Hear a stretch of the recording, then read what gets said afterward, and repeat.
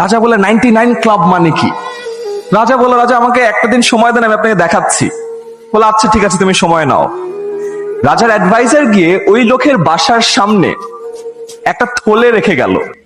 ওই থলেতে 99টা সোনার মুদ্রা ছিল। তো এই লোক যখন বাসা থেকে বের হলো, দেখলো তার বাসার সামনে একটা থলেতে 99টা সোনার মুদ্রা।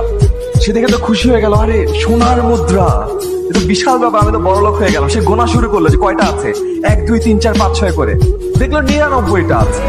সে আবার ঘুরলো, দেখি 99টা আছে। সে চিন্তা করলো 99টা তো থাকার কথা না, থাকলে 100টা থাকবে, 99টা কেন আছে?